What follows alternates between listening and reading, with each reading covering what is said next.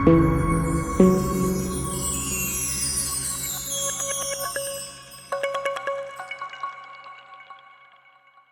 Joshy Digital Podcast is proudly sponsored by John Mack Tires, delivering 24-hour tire services with quality you can trust nationwide, and Marie Creations, bringing your designs to life. Guys, so it's Joshy Digital, episode 4. Man like Nicki B's come down today to tell us a few stories, tell us a few tales, and stories. Yeah. So I start every podcast asking each guest, what they do away from the decks. Is there any like other hobbies or anything that you do away from music?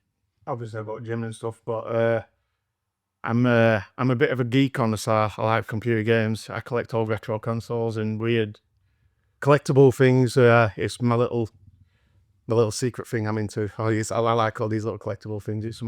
I think it's where collecting vinyl as well has come from. So Yeah, I have collections and stuff, and that really, and spending time with my boys. That's literally it. I lead a pretty normal, boring life, to be honest. Yeah. Outside of music, like we all do. yeah. It's mad that because obviously I work in gaming. I've worked in gaming for the last so like retro stuff is something that something that I have to my heart as well. You know what I mean? So yeah, so Don't know. I'm seeing if I know. Honestly. so let's crack straight on then. Yeah. You're someone with an older head on the shoulders. You've been around a long time. About a bit. Yeah. Say that. When talking to guests on the earlier podcasts, you're always a name that's brought up. You, Rob Kane, John Neild. Yeah. Tell us what got you into it. Like, so where did it all start for you? Music. I remember my dad used to collect rock and roll vinyl. I remember him collecting rock and roll vinyl. So I think that's my first memory of having records, because he used to have picture discs and all sorts of stuff. But it was my granddad that got me into music. I put a picture on Facebook. He's with me with some headphones on. It was my granddad that literally got me into music. Just general stuff he used to listen to. But the dance music stuff, I got into it probably as early as maybe 92. And I mean, I'm only 40 now. But I remember my uncle used to record MTV. Now, it used to be all the old acid stuff. Right. So I used to watch all that as a kid, all that alternate stuff from running around. But my first introduction to proper where I started taking, I thought I love this stuff. I got, my uncle got me a DJ Doodle tape, Amnesia House, it was, Right. 5. So I would have been 10. Right. And that was me then. I was spending all my money on tape packs and all sorts. So I'm a kid walking around with headphones. I'm still doing now. You know what I mean? So, but that's it. From then, I was completely all the way through from 95 to like now. So when did it come to a thought of I want to be a DJ, like, so When I got that first hair, right? like literally, I used to ask my mum every Christmas, I want some decks. I was too young in that. As soon as I left school and I went to college, that's the first thing straight away. It's the first thing I bought. Yeah. Decks. I've been 2002, and I've been at it ever since. But like literally from me and my mate, only being my old mates, we used to pretend we were DJs and that in bedroom, having a laugh and that. But yeah, we did. That were from 95 onwards. Every year I used to ask for decks. Every single year, I knew everything. I had tapes. I memorized it, everything. It was something I'd go to. I think a bit of a dodgy laugh, do it like anybody, but music, I just used to switch off. Yeah. And like even now that you watch me, I'm in somewhere else where I do the same thing here that I would in a nightclub. Well. So it's like it is so much of escaping me. I know, going off topic, there were a status the other day, and someone was moaning about if you didn't get a job, I'm not getting booked and giving up DJing. And I commented on it, and I said, this is that ingrained in me. If I weren't getting booked, I'd still be doing it. Yeah. I'd be doing exactly the same. I think I've explained this to people that I've had on the past, or they've explained it to me, and we've had a discussion about it. I think for you to get the bookings, you have to have the passion and want to do it as a hobby to start off with. You don't just wake up one day and go, right. I think Philbin said it. You don't have to. You just don't wake up one day and go, right. I'm a DJ now. I'm playing in Pure tomorrow. It don't happen like that. So you have to have that passion and that, like, it has to be a hobby for something you enjoy to start off with. Yeah, I mean, I was listening to, like I said, I 95, so I was 10. I didn't get my decks till I was 16. You know, I've still got all my old tape packs and everything. That's Yeah. like, I remember my first birthday after I got that first tape. I just bought tape packs from the record shop. I was 10-year-old. People lads were buying games and comics and stuff. I'll go for packs. You know, so it was like, it was something. It was something that had been ingrained in me. Like, I just loved the music, and the old happy hardcore stuff. It used to take you away to a place, and it still does now when I listen to it. But that's what music is for me. It's not just something I do just because I enjoy music. It's all I know. But my whole full adult life being music. I don't think that my friends, everything, I'd be lost. I'd be proper lost with that. Yeah, without it. You know, so that's it's Something that keeps you grounded, like, sort of thing. yeah. I do take it with a pinch of salt. I don't, you know, the DJing stuff. I don't take it that serious. You know, it's not better than anybody else with it, but I adore it. I still adore it like I was 10-year-old. I love it. I get excited when I see, you'll see me run over to DJs playing songs and everything. I get excited over it. Yeah. And it's something it'll never ever leave me. Yeah. I'll be in a care home, but then deaf as a post, literally still at it. And I can honestly say I'd generally be doing that. Yeah. Because it's something I can't see me ever not doing it. Yeah. It's proper ingrained in me. It's like breathing. Yeah. And it's like, that's what it is for me. I wake up, I put my headphones on. It's part of my everything. So going off that, have you got any, like, I always ask people this question, who were your inspirations? So the people you were listening to when you were younger, who thought, right, that triggered in your head and thought, I want to be that sort of person. First tape I got was Dougal. So obviously with that, and the Hickses, the Bonkers, and all this sort of stuff. My favourite DJ ever, and he is my I consider him the best DJ, but DJ Brisky's an old hardcore DJ. If you listen to his stuff from the 90s and listen to me, you'll know exactly where I am, exactly what. John Neal said, you know, he says, you're like, the Boss version of Brisky, I did that. Yeah. That's how I modelled it off. A lot of people think I would, I took the Spanish route, and it were an influence, but you listen to Brisk from the 90s and you'll know where I've picked that up from. Yeah. And he were growing up, and then when I got resident in a club in Burnley. There were a couple of my mates. There were a lad called Duffy. If it weren't for him, I don't think I would be DJing. Right. He got me. I were MCing a lot back then, and I used to go to his during week, and I think that transition, he helped me with that transition. So if anything, I wouldn't even be DJing if it weren't for him. But then when I got into the club, and you know yourself when you get into a club, you might be able to DJ, but you can't DJ. Yeah. Do you get what I mean? Yeah, I know what you mean. Yeah, I understand. Same for an MC, mate. You can MC in your room. As soon as you're on that stage, completely different ball game. And you think, oh yeah, I'm good. And then as soon as you get on that stage and people are dancing and stuff like that, yeah, it's up. And I got a weird haircut, Pinky. He were from Club 53, and he taught me how to DJ. Yeah. Do you know, like he taught me how what crack were, what crowds were, and shows you the ropes. Yeah, like I consider him still one of the best in the country at what he does. He can mix anything. Yeah. You know, I can only mix a couple of styles. He's a boyo. You know, he's an old school, and I learned off that. You know, and that's how I learned. And then I just took it from there and just did my own little thing. But you have to graft in these places with these old guys. Yeah. You have to. You know, you learn a lot off these old fellas. You have to earn the respect as well. Yeah, of course. Do you know what I mean? It's not just about going in and playing well. You have to earn that respect. Yeah, of course. Because I used to sit there, mate. I would have liked to sat there next. I used to sit there just watching them and about what records were and everything. Yeah, mate. I'm a proper goon with it. Honestly, like when I was getting records, I used to count bars. I could pull out a record. I would tell you exactly the full structure of it. Yeah. And I enjoy studying it just as much as playing it. Yeah. You know, finding some weird gem from God knows how long. That excites me just as much as playing into a crowd. Yeah. Do you know, I found the tune the other day. I didn't even know it existed. Right, giddy I were. Very happy with made my day. I kept listening to it over and over again.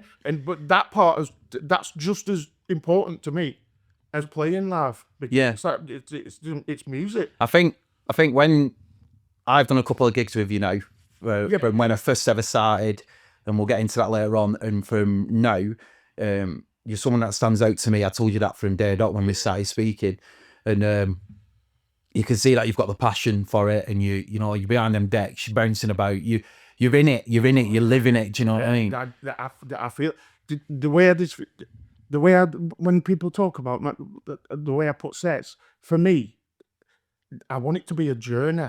Yeah. And I want people to go up. And you'll see me keeping up, and that's what I want people to do. I want them to go up, and I want to feel me, and I can feel it when I'm playing. I can do it when I'm on my own, with my headphones on. I'm still jumping up in the air. Yeah. I'm still kicking stuff up. But did it, but I'm still doing it the same because I don't know what it is. I absolutely love it. Yeah. It does something to me. Like I said, it's like eating for me. There's not a day that goes by that I don't have music on. Yeah. Not one day. And it helps me out with struggles. It helps me out training. It helps me out thinking. It's just, I don't think there's one day I've had where I had headphones on. I'll be honest with you, in 20 odd years. It's something that you can tell straight away. Like when I'm speaking to you can tell straight away that it's ingrained in you, and like you've got that sort of aura about you where you're just like, that the music is everything to you. Do you know what I mean? It helps you through obviously life, and it's there for the good times and the bad times. You know what I mean? Yeah, of course it is. I mean, when I think about it, my full entire life is music, and my children are through someone I met through music. My friends are everything from it. Yeah. Everything. When I actually sit down and think about it, I have the odd school friend I still speak to and all this sort of stuff, but my full entire everything to music.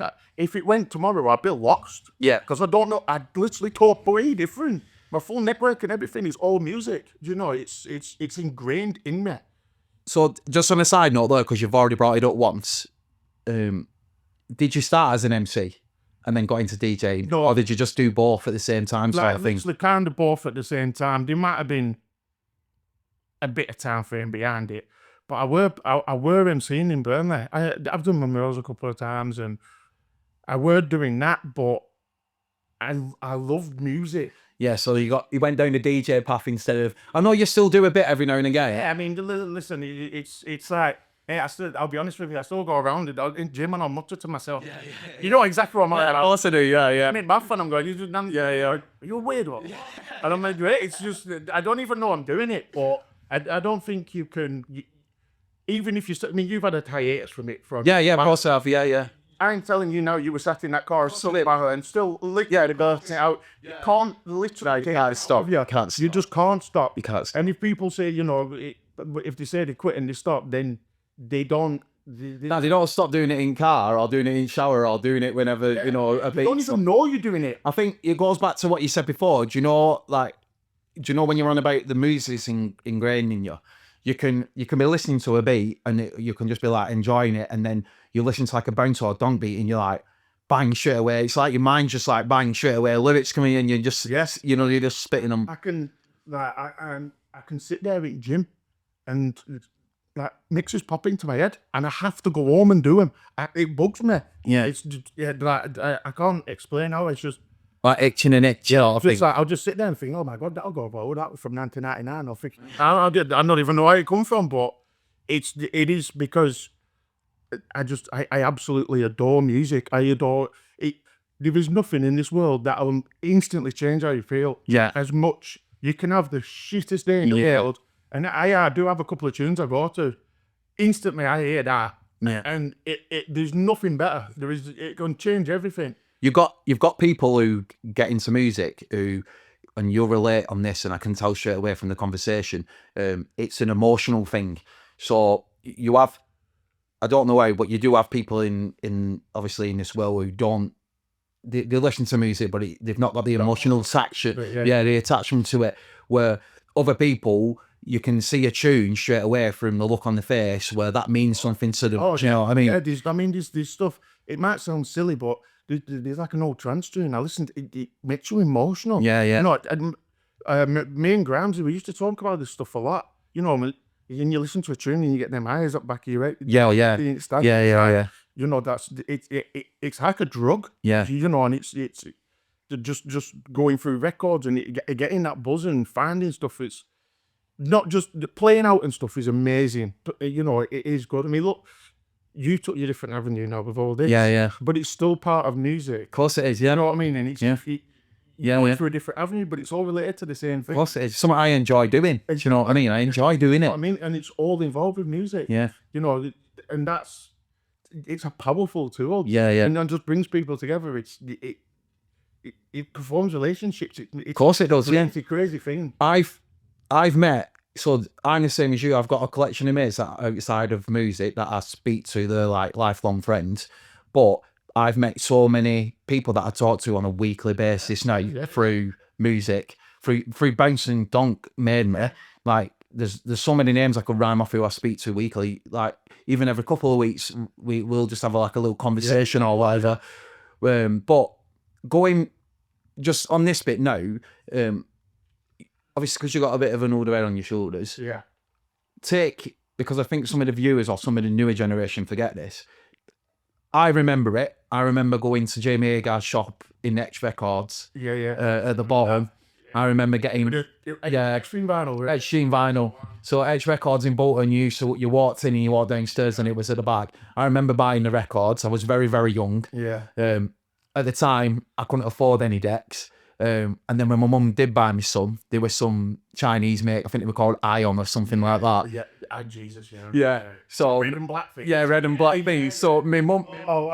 So my mum bought me them, and I can remember, if I'm right, because I'm not so well on my DJ knowledge, but I've only just bought a controller. If I remember right, the Technics wasn't belt driven. No. These was belt driven. And I remember getting them and I thought, I can't wait to get this final. And I saved up. I think I saved up for about 6 weeks to buy some Concords. And my mate come round and went, "How have you got Concord needles but eye on decks?" Yeah, you know what I mean? Yeah, you're plugging a dead horse there, right? Yeah. So take the viewers like back to what that, because I think it's a special time in all the scenes, like all the different genres of music. It's a special time where it wasn't digital. No. Everything was physical and it was proper mixing in proper old school sort of thing. It weren't just generally all the mixing. Like back, I think the way it was back when, that there were no such thing as bounce. There was no such thing as donk. There were no such thing as funky house. Everything, whatever you used to pile, was, you listen to them old quick CDs. There's everything from Italian, some mad German tune, Australia.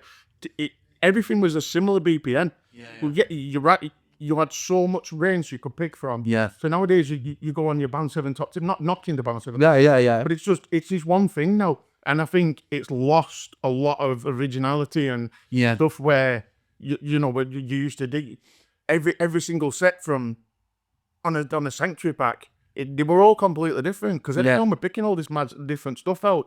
That, more than anything, is what I miss from that era, because you could pick anything, and now it's just, there's just one thing you can go for. I think I was speaking to some other DJs before, older school DJs, and they were exactly the same. What they were saying is sometimes the journey getting the record. So say like you want a particular record and it wasn't available at one shop, so you'd be going searching around for it, and that's what made you stand out, because you're the one who go that extra mile just to go and get that particular vinyl. Yeah. I mean, this is something I've talked with yesterday about. I can pull the record out and there's a story behind what I know the journey I used to go to get it and what I used to find, and the old memories, these records. It might seem weird to people who don't know, but it's a really strange thing, and you pull them out and they do tell stories. I mean, I can pull a record out. It's the first record I ever bought. I've still got it. I remember playing it on my first gig. It's irreplaceable to me, that, and it holds its own memories. And I think that sort of stuff's lost with MP3s now. You get, I mean, you can literally go now and you can download 1,000 tunes on your. I've got thousands. I don't even know half of it. Yeah. People ask me about sets I've done a year ago. I can't even remember playing it. Yeah. Because the music's that throwaway nowadays. There's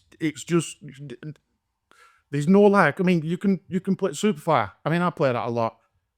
there's nothing like that nowadays. Yeah. I think that the only tune I'd say was anything that can compare to that is John Neal's You and I. But I think that's the only thing I could literally put in that bracket where that's been a tune. But there's nothing like that, and it is frustrating for someone like me and I still look for stuff. If you listen, I've never played a full set of new stuff. I never have. Just mix it up all the time. There's stuff I'll play stuff. I mean, I'll play something from '99, then I'll play something from. That's how we've been ingrained. Yeah. That's what I enjoy playing. Playing the top 10 for me is not and I do think the lack of anthems. I mean, there were a time. I mean, we've spoke to us today and the way in car, and I know Phil been went into it. I know you were going to bring it up. There were a stage where it fell on his arse, like bad. Yeah. The music was bad. Like, it was hard. It was rough. And what Phil been, you were right, there was only a few of us, everyone's leg day. And there were a few of us grafting. I mean, if one person I'd say deserves every credit is Farrell. I mean, that guy put nights on when it were gone. Yeah. And he mustered, and he kept me listen. He kept me in from work. Yeah. You know what I mean? And we kept us going. But I mean, he's done.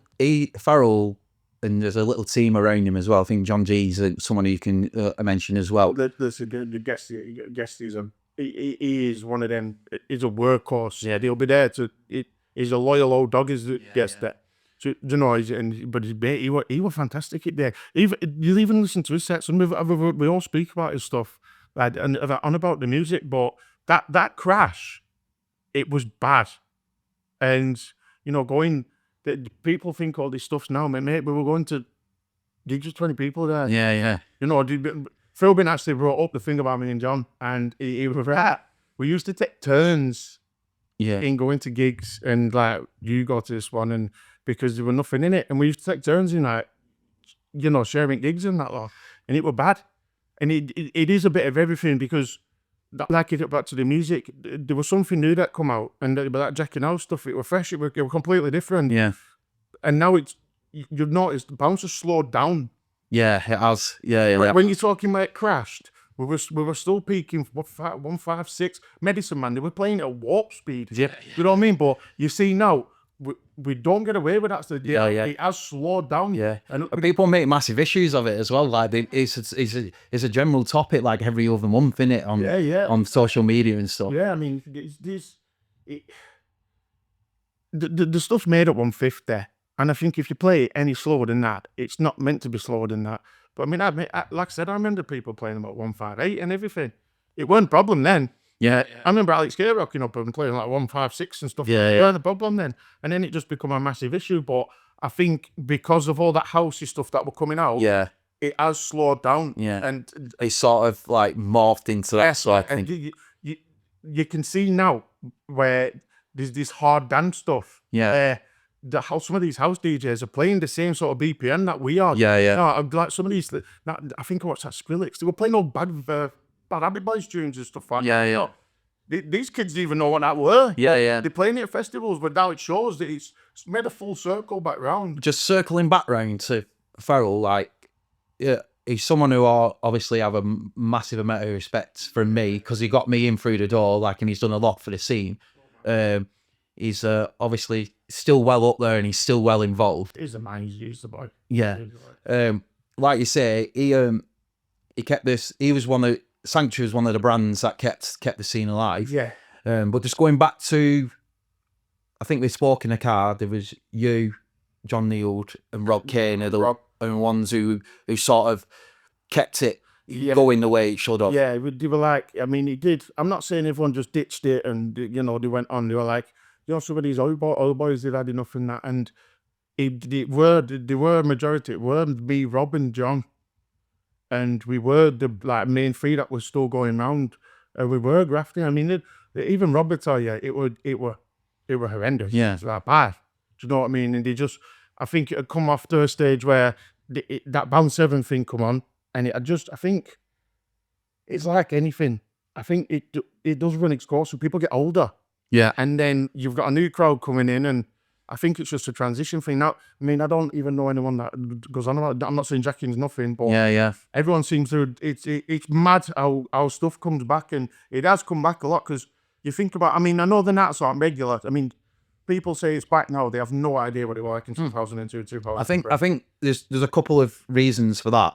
Is back then, and it's even in society. You know, I remember when I was 19-year-old, you could go out Monday, Tuesday, Wednesday, Thursday, Friday night. That isn't about. Go to the pub. They'd have pretty green eyes on. Yeah. Did you know it was everywhere? But there was clubs in Bolton that'd be open 7 days a week. You don't get any of that now. And back then there was multiple different clubs.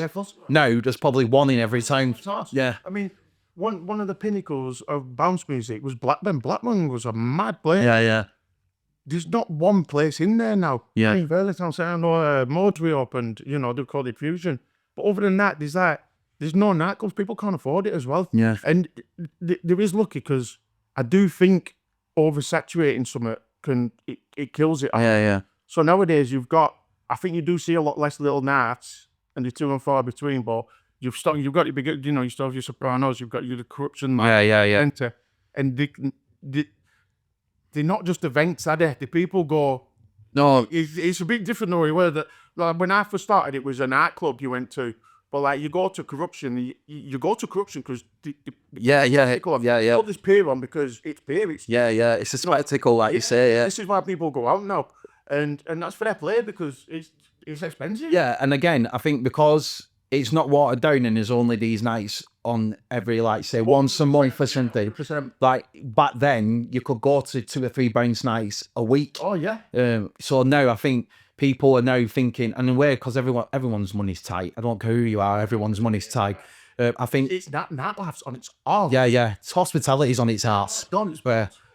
So I think now what people are doing, they're picking and choosing which events they go to. And unfortunately, it's the ones that are putting the spectacles on that are getting the most attendees. You know what I mean? You've got to, and there's still been the main few that, you know, there's still the Sopranos. You know, I think Sanctuary going to that tower is the best thing for them. 100%. I'll be honest with you. I was dubious because Blackpool is one of them. It can work and it works. Yeah. And I think that tower has got fucking. It was. I didn't go to the second one. I can't remember what happened, but I went to the first one. It was unbelievable. The second, they were both as good as each other. And it's a very nice room, that as well. Very, very nice room. Yeah, it's a decent place. See, this is another thing. It is a good place to be. Like people going about ticket sales and stuff, and ticket sales they're on all-time low across the board. Yeah.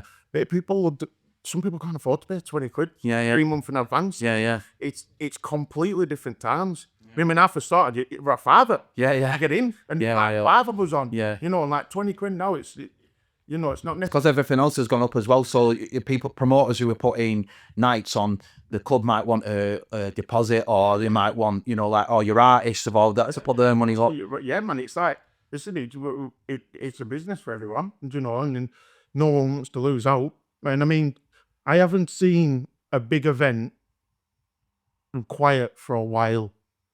Yeah. I don't think there has been, and which is good, you know. I've seen pictures of quite a few, and none of them have been quiet. Yeah. You know, we did all-5-1 twice, and they were both unbelievable. Like, that all-5-1 is the best place in the country.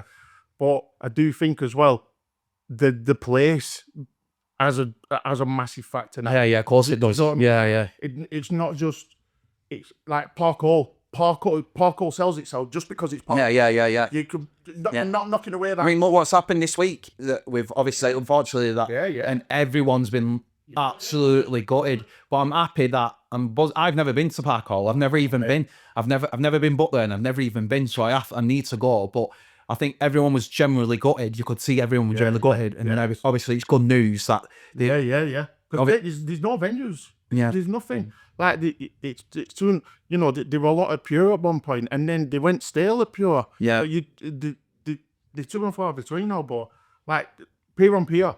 It's The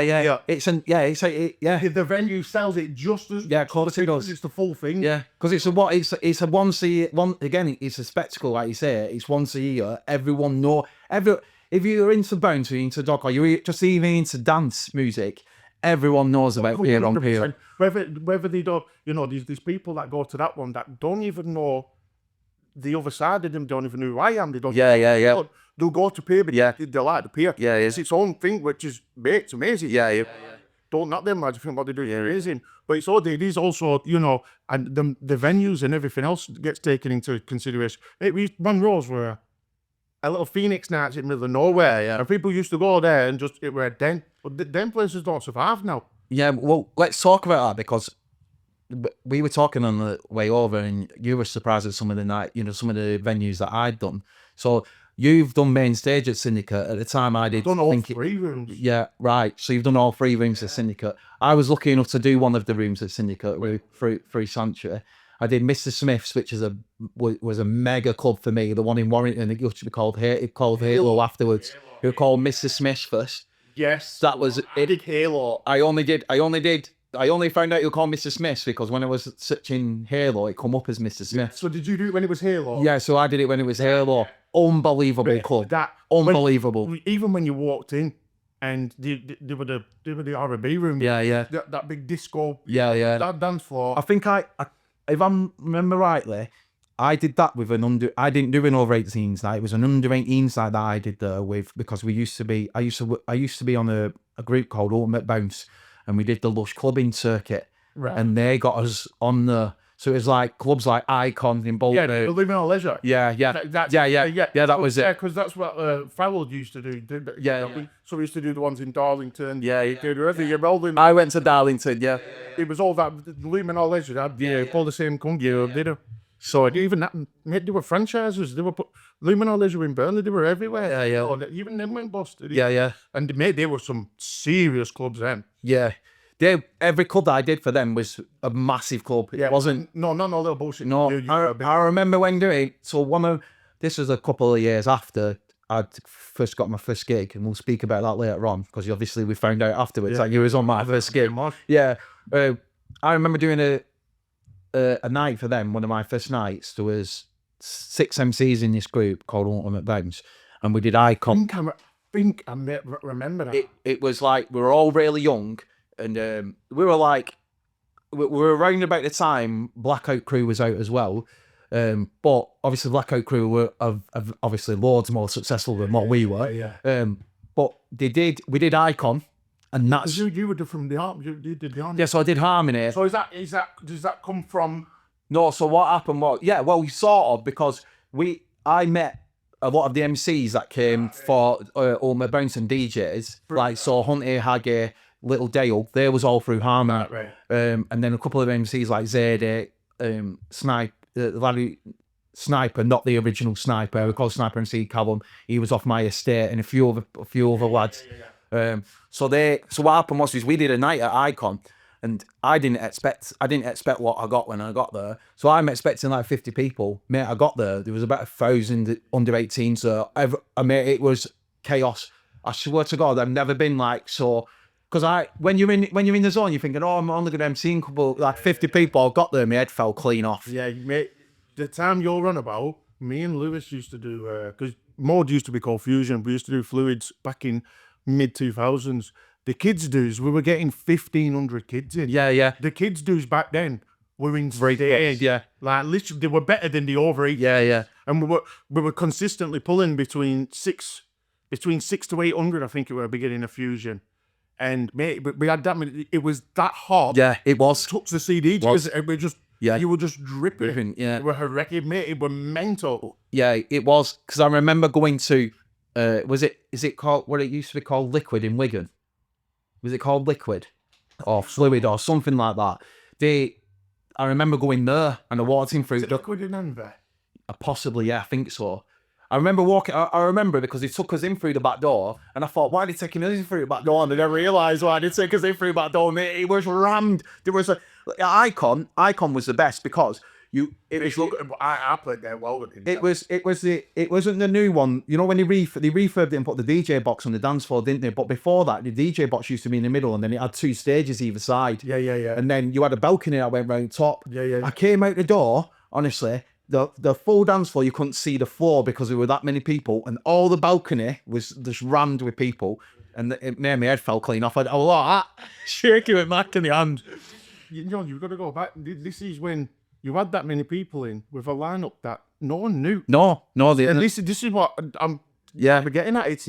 It's completely different now. Yeah. I mean, don't get me wrong. It's like I don't for 1 minute think people go to Sopranos for a Nicki B. They go to Sopranos. It's Sopranos. Yeah, it's a Sopranos. You know, they go because it's like, you know, I don't 1 minute thinking, you know, they all come for me, but that's the whole point of it now. Do you know? I think what happened was what helped us is that Blackout was on the month before, And you've so we've gone in the month after, and then sort of piggybacked off that, and then that's when, because it was such a good night the first time, everyone's just come back. thought it was him. Well, mate, I was buzzing. I got out of there. I thought, mate, honestly, you know, when you feel like a star, like you think like you're a superstar or something. Give your autograph. Yeah. Like you're a superstar, something. All kids are going down. Like, They was like, not just me, like the other lads as well. Can I have your? Can I have a picture with you? I was buzzing, mate. I was like, at first, my head fell off because I was so nervous, but afterwards, I was like, yeah, you know what I mean, like. But you don't get them experiences anymore. You know, some random mad. You don't. Yes. It's so changed, and it has changed for the worse. I think like that because I knew what it used to be like. Yeah. You know, these new lads, these new lads and lasses who come in and they're playing and they're doing whatever, and there's some unreal people at the minute. You know, they're seeing it like I seen it in 2002, but it's just not. No, it's not. It's not. So I wasn't that early because in 2002 I was still in secondary school. So I think I'm a couple of years younger than you. So you're 40, I'm 38. So, but when I think I did my first ever gig in 2006, and then my proper gigs in a proper nightclub. But so before then I'd done pubs and stuff like that. Yeah. Hey, this is another thing that people don't know. Yeah. Back then, drafts, they were part and parcel. Doing a pub on a Wednesday night. They were everywhere. Doing a mad pub on a Thursday, and then doing another gig on a Friday, and then in another pub on the Saturday afternoon. Yeah. Mental. The thing, I think the first one that I ever did, they called it Taskers Nightclub, but it wasn't. It was a pub. It was a pub on Manchester Road, Taskers, and they used to.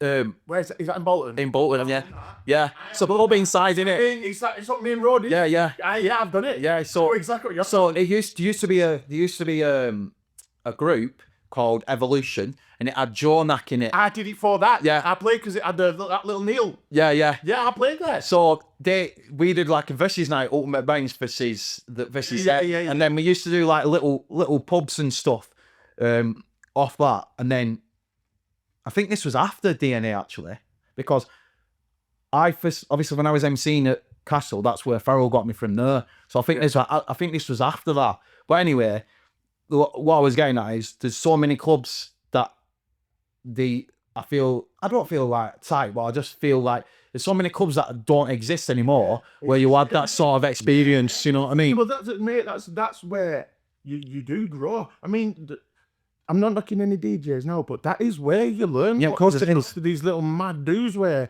weird places. I've done some weird, mad places. Yeah. Where it's weird, but mate, that's where you learn your graft. Do you know what's just come in there? And I bet you any money that you would have done it. Do you remember that? Do you remember Cube in Rottenstall? Yeah, I done Cube. Cube in Rottenstall, yeah. That was it. It smelled of shit. Yeah. But it was like you used to go. You went in and it was proper like late 80s like decor inside. Fish stink in there. Like I think that DJ, but I got fish stink in it. Weird as fuck. Yeah, right. And when you got there, it looks like a pub, doesn't it, on the outside? Yeah, there's a King's at bottom, but then you go up the top, and it was like the width of a front room, but that long. Yeah. There's an archway in it. Yeah. And it were weird. So the DJ box weren't looking on the dance floor. No. It were weird, very, very weird. Yeah, I used to do amenity there. Right. I used to be a resident amenity. I used to do amenity there, and they were mad little nights, you know. I drove past that because my mum used to live in Rottenstall. I drove past that a couple of weeks ago, and I was looking up at it, and in a couple of the end windows, it's still got the letter Q. Yeah, but I believe it's flats now. Been made into flats now. Yeah, like massive club in Burnley, Love and Ignite.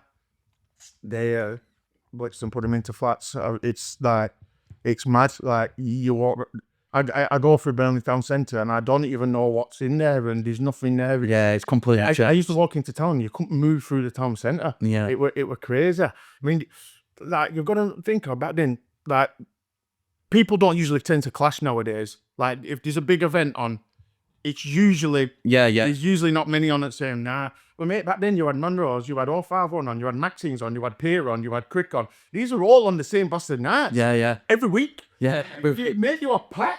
Do you know what? Oh, it's good that you said that, because I wanted to bring this up with you.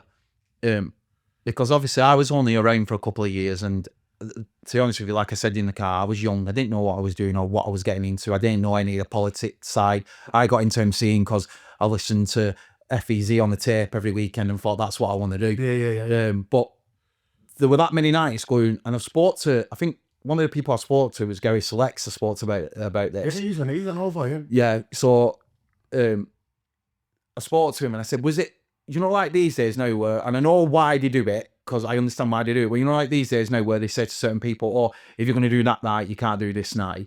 Was it like that back then? Yeah, basically, the only instance I know where that happened is in Wigan. And you can even check, Maxine's DJs didn't do Pier, Pier DJs didn't do Maxine. And I think, as my experience from back then, that's the only thing that used to go on. I mean, and for obvious reasons. Yeah. Mate, you shouldn't hear. Yeah. You're not You're gonna have Pete playing at two different. Yeah. Or you're just not. Yeah, I understand that. So but that's probably the only place I remember it happening. I've never really had that problem. I think it goes back to what we were speaking about before, and it goes back to, because these nights are like a spectacle and they're only on once or twice a month. Back then it was on 4 or 5 times a week. Yeah, man. The opportunity and your name selling, like, even if your name sells 2 or 3 tickets, it sells 2 or 3 tickets. If you was on every single night, it waters it down, doesn't it? Oh yeah, of course. It's like but there is such thing as oversaturation. I can remember when I first blew up. I know we're doing 4 or 5 gigs a weekend. Yeah. No, man, that's not like it now. So yeah, but look, there might be Sopranos on one weekend. Corruption aren't going to use me, John, and everybody else, because let's face it, man. It's like you've got to be completely different. Of course. There's no point seeing the same things, and I get that. I completely get it. I don't think sitting there think I should be on this and that, mate. We're at a time where everything's completely different. Yeah. And if you look now, where like Kenty has his own little thing, Farrell has his own little thing. I mean, yeah, there might be me and John that do, Sopranos and stuff, but everyone has their own little thing, which I think is better because it isn't oversaturated. No, and it brings, you have to, like you say, because the attendees are, they're not low, they're good, but they're high. But because the attendees are looking for something that they haven't on and seen like the month before or a couple of weeks before, then if it is a different lineup, you're more than likely to sell more tickets. Yeah, I mean, I don't think lineups are important as what they used to be. I do think a brand now, more of, I think somebody on the, I know I'm using Sopranos and Central. I mean, that's because that's what you're involved in. There'll be people out there that go to Sopranos who won't even know who anyone's on. All because it's Sopranos. Yeah. And I bet it's the same with Corruption. Yeah. There'll be, or Impaired, there'll be people out there that don't necessarily know, but they go because it's the brand sold it. Yeah, but there's all this fucking lighting and all this stuff. And I think that's now, whereas back in the day, I remember I used to a club in Burnley. You put Pete Daly on back then, your club was sold out. Yeah. Like literally, you used to have like 4 of us on, local lads. We used to put Pete Daly on. We had 700 people in for. Yeah, man. That's gone them days. We used to put Matt Benty. His CDs were in there. Yeah. You put Benty on. You packed your club in 2003. Yeah. It's not like that anymore, which is fine. And it's like, this is why I'm very loyal to brands, me, and I like building stuff up. Yeah. And being a part of something where there's people coming and it's a good feeling. I've been in charge. I've been involved with 3 brands, Fluids, Sector, and been in like nearly 20 years. All of them. Yeah.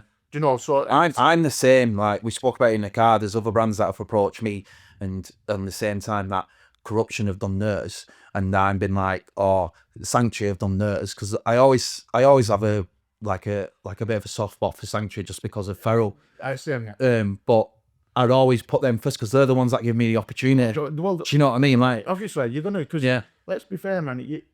Farrell's gonna give you a main stage. You know, your Corruption boys. Maybe even the videos you're going around. Yeah. You know, just like what's going to offer you better than that? You've got to be smart with it. Yeah, of course. Yeah. Not only that, you've got to think of yourself as a brand as well. Yeah. You're wearing you're a brand yourself. Yeah. So you've got to think of it like that, and it is completely different. Like I said, man, you could literally. I remember, prime example. Remember the. Pierre used to do the monthly flyers. Yeah. Do you remember it? Yeah. And it'd just be like a Saturday night, Mighty Scholar, your rescue, and then that the next Saturday, Welly run, and then they were 4 DJs on a one guest. Yeah. And these clubs were packed. Yeah. Mate, that wouldn't happen. Yeah. And it is a lot more brands focused, and it is good in a set way because these lads are. These set lads are doing well. You know, there's some good lads, and they are doing well. There's no less. People think there's loads of politics. It's nowhere near as bad as it used to be. Yeah. It just isn't. The whole thing we all follow, it's bullshit. Yeah. And it is, we all do kind of get on. But it is more brand focus now, whereas they were at one stage where they were mad, everyone were mad on producers. Like, the Brown 7 thing that pushed all that stuff. And it is mad, like a new brand now. It's hard to start a new brand. People think if you start a new brand and put you're Andy Whitby on, you Rob Kane, you me or whatever, people are going to come. No. That's not it. That ain't happening, because if people go for the brand as well. I agree though, because I've come out of it now. I've spoken about this before, so we'll not go on to that. But I've been involved in a brand before where we've got big names on, and you're always told get big names on, it sells tickets. It does sell tickets, but not enough for you to cover the big names. You know what I mean? Yeah, mate. And just like what we do compared to what all the other music scenes are, the serious money when you. Yeah. Of course it is. Yeah. I mean, we're very, very small fish in a massive pond. Yeah. Of course we are. You know, and it is a mad. But you'll know yourself. I remember. Prime example at Fleurs, we used to have a little bar. Finch used to get the train over, and you'd get 50 quid, and he'd stay all night. Do you know what I mean? Yeah. Now, essentially, you know that 50 quid. Yeah. 8 hours, man. Yeah. And then he'd still go out, go home, and then do the next job fucking day after. And everything. He did like 50 quid. It's like, even though that stuff's gone, everything's inflation, everything's gone mad. So everything's more expensive, and it is mad. But it's good to see people doing new ideas and stuff.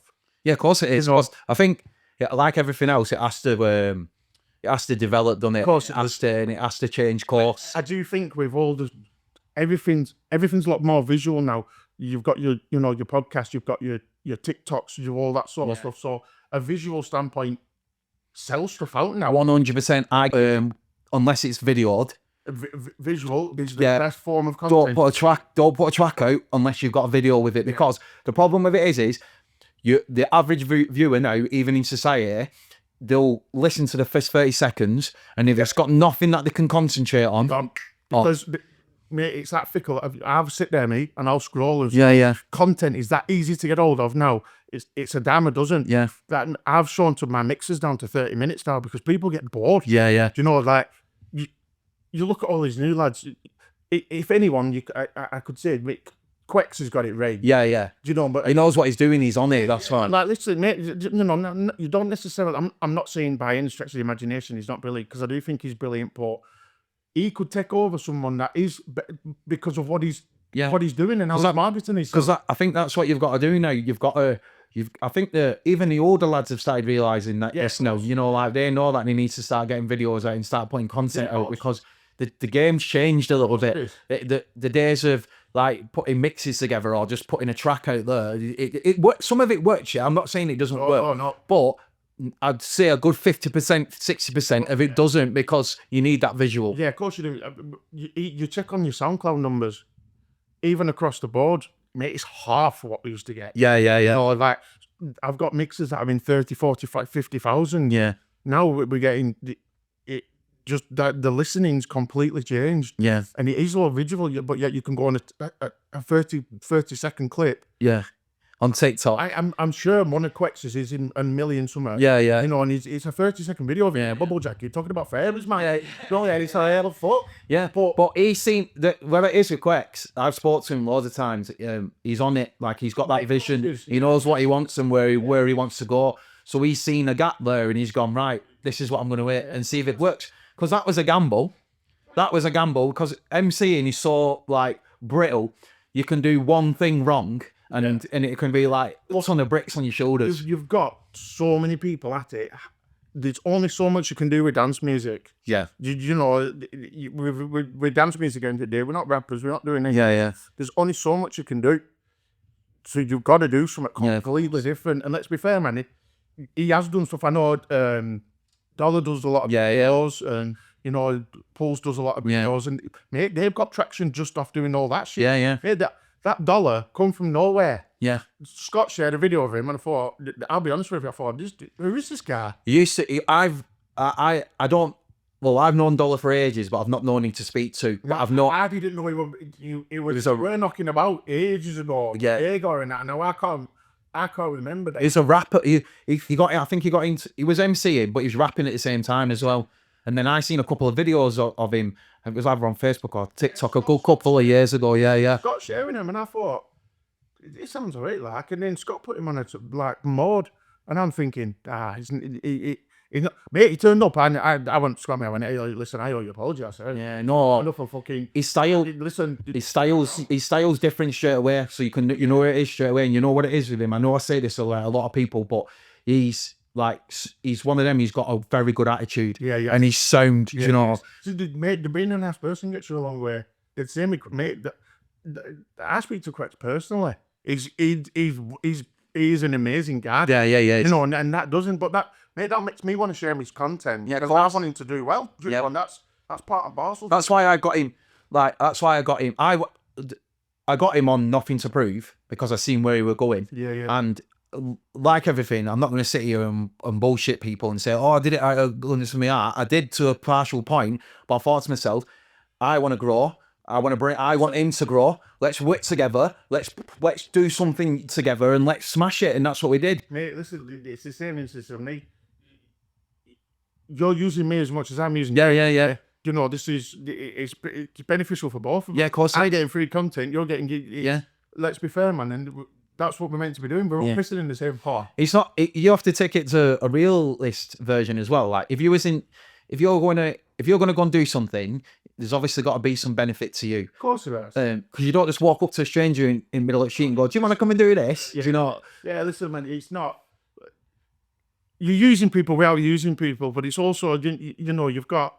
You'd like to say you're not going to go out to builders there listening to Donk and have them on a podcast. Yeah. Not you? No. Do you know? And you want to use people but you're using people with a benefit to them as well. You're giving them something. And with Quex, so there's a funny little story about me and Quex. So Quex used to remembered me from Harmony, and I remember Quex. So when I was at Harmony, I was emceeing. He was one of the little kids who came in, and he was you know, that I'd sit there staring, listening at us. And the first conversation I got in with him, he's like, "Joshy," he went, "I know you from somewhere." And then I was like, I've had you on my I'm sure I've had you on my Facebook for like the last 2 years or something. So, and it was from Harmony. Like he'd been to Harmony and I'd been to Harmony and he'd seen me emceeing. So we got chatting that way. And then when we got chatting, even if Quex hadn't done as much as he had done at that point, I still would have got him on for the point that he's a very, very, we relate on so much stuff. He's a very, very good lad. Yeah, of course. Listen, I've gained a good friendship with you. So yeah. There's a mutual respect there as well. Yeah. You know, it's not just a case of you do, and you help each other out. I enjoy doing this with you. Yeah, awesome. No, I appreciate it, mate. Yeah, and it's something we talked about, and you know, I suggested the videos. I get excited for doing stuff like that, people. But you are right, and you know, you don't. It's all to grow together. Of course it is, mate. Like I said, if we don't look after each other and we're not all together, then what is it? There's nothing. to grow together and that environment, yeah, it creates creativity. Well, of course it does. If you're a negative person and you don't want to do anything with anyone and you just want to be like me, your creativity is going to be go down the road. I know, yeah. Years. Your creativity is going to be in a gutter because I see the last 3 bits of content that I put out. I could have done it all. I'm not being like an idiot when I say this, but I could have done it on myself. Do you know, like I could have gone in and bought the content, Yeah, of course. what's in and done it on myself. But I like working with people. So like some of the people that I've worked with, like over the last couple of months, Nicki, Salt of the Earth. I've got.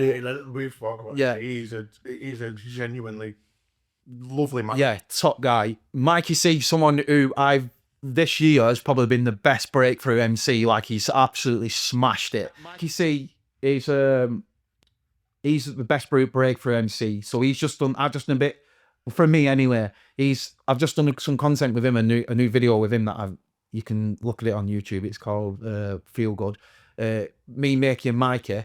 I've wanted to work with him for a bit, but I've never been able to, squeeze it in. And I've got projects going forward now where I'm working with other MCs, but I'm not just working with like new MCs or MCs that have been around for a couple of years. The next project I'm doing it with is I've been working with older MCs that have been around before I was, around. And I like getting them relationships, just like I have with you, and developing that relationship and getting content out. Do you know what I mean? Yeah, if people who are willing to work with you, not just some up-and-comers, it's a testament of how you are as well as a person, as a man.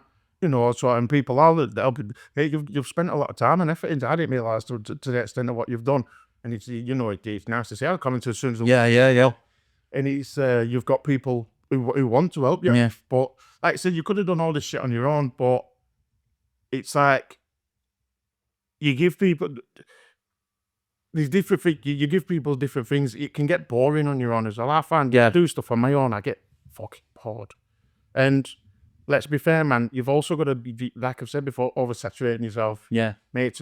People don't want to see your face constantly. No, but why do you think Dollar, Pulse, and Quex, all 3 of them were together? Yeah, and I've like the videos I've watched.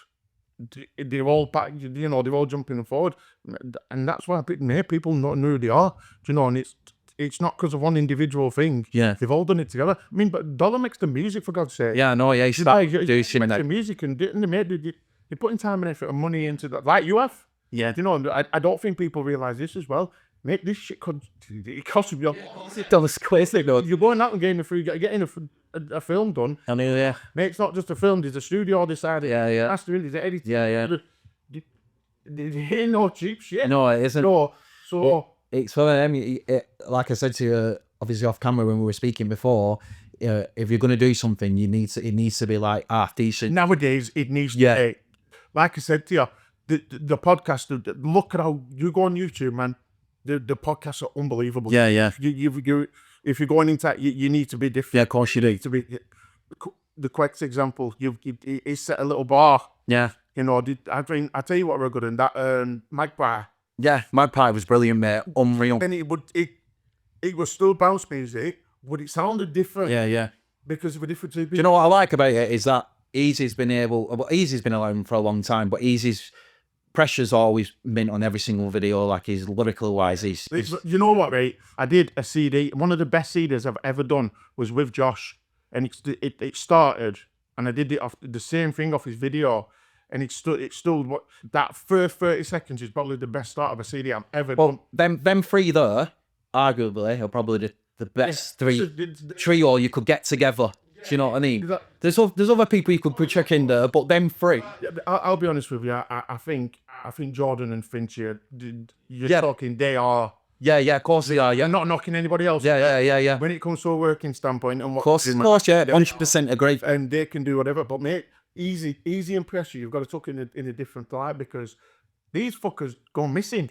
Yeah. Months. Yeah. Don't do anything. Yeah. And Easy will come back and he'll sound like he did it yesterday. Yeah. You're like, what the fuck? Yeah. It sounds as good as he did. A year back. Yeah. That's a testament of how good he acts. Yeah. Same with Pressure. Yeah. I haven't heard anything from Pressure fucking hell in ages. Yeah. And I listened to him on that and thought. Well, look at if you have a listen to a track, look at Vinchy, man. He's not. Every time the light falls down, do you wanna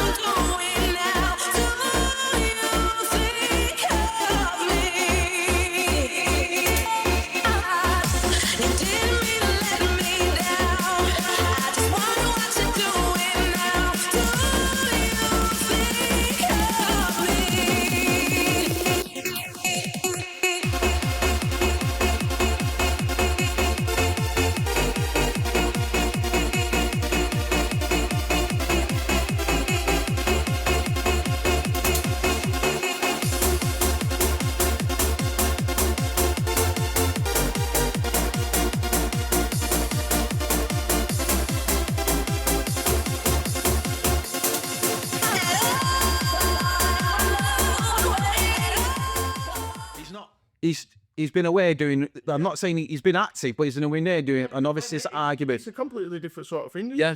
Let's be fair. He doesn't need to do that anymore. No. And He come back. He's like he's been doing it forever. Like he's just. he still likes it. Yeah. He wants to dip his toe. He smashed it. Absolutely smashed it.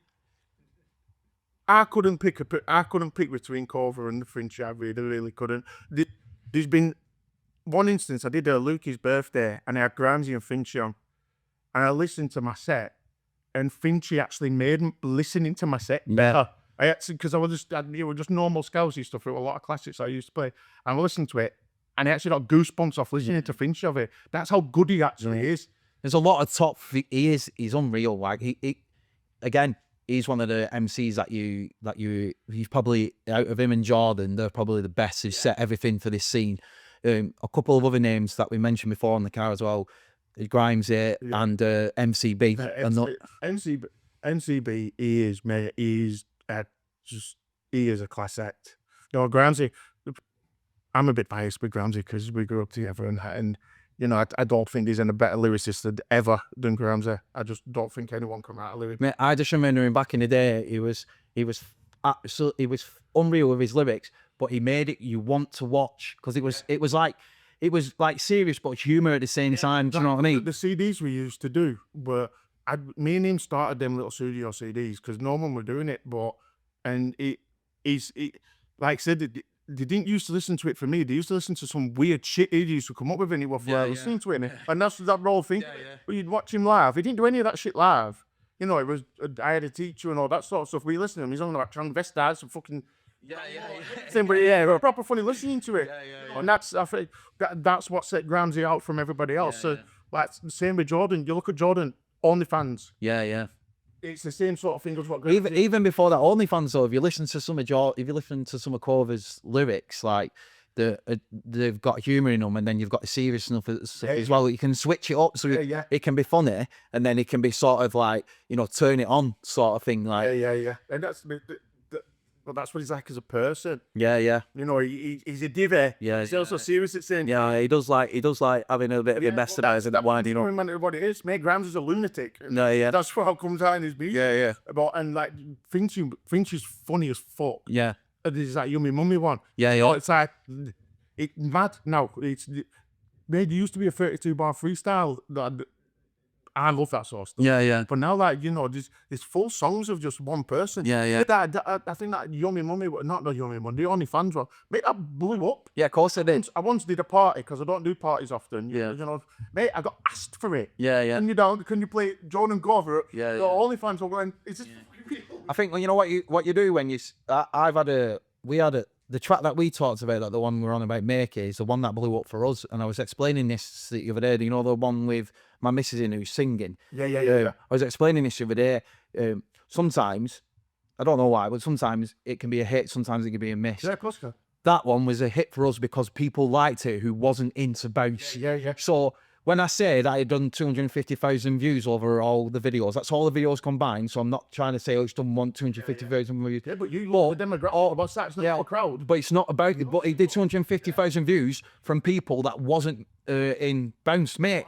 That thing's completely different now. You've got people that are listening to a shit, and I do think, you know, the new version of Black House got some, because they've got the Thompson 83. There is different eyes to it. And you know, this mad pass stuff and that Vapor coming over and stuff like that. People listening to it now. Vapor's unreal. Mate, have you heard that set on Finch's birthday? I've only heard a bit of it. That Finchy sent it, mate. Do you know what happened with that? So, Jonesy was to tell it on the podcast. So, Kenty was supposed to do that set. Something happened on motorway and he couldn't get there. So what happened was, Finch has gone up to Jonesy and said, have you got your USBs on you? Jonesy's like, yeah, I've got them in Kaiser. Do you want to go on Vapor's set? Jonesy's like, fucking damn right I do.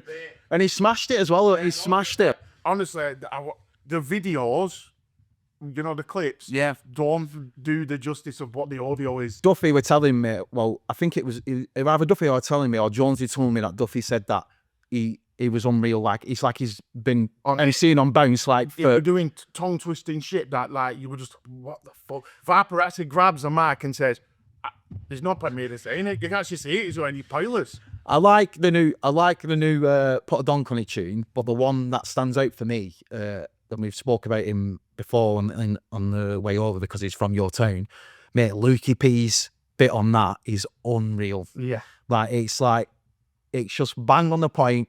The style of it, the switch up on it, it's just something, you know, when you listen to a track, I'm not saying like every single bit of it is brilliant, but that for me was something like, it was one that I would kept putting on repeat. Yeah. You know what I mean? I think as well, the Blackout thing, they're not just all the same lads from the same thing. They all sound different now. Yeah. Lucas don't sound like anything like Van different. Yeah. Cover's fucking brilliant. Yeah. I can't speak. He is a brilliant. But I like the vapor thing, and I mean, how the fuck did he get Tom Zanetti? No. I listened to that for what? I know. Even if he only got Tom Zanetti on, or even if he only got vapor on, but they ended up getting both. Yeah, no man. Yeah. What? How the fuck is that? I stood in my bay and think, I'm putting Donk on here. Yeah, I know. What the fuck has that come about? I know. And here, listen, Fair play to him. mate, that's like you can't know. You don't have to like it to not appreciate it. Yeah. You know. And I think that's what I was going back to. Like some of the tracks that have come out, some people, it might not necessarily hit the nail on the head in the scene, but it could hit the nail on the head outside the scene because other people think, hey, it's all right, that track.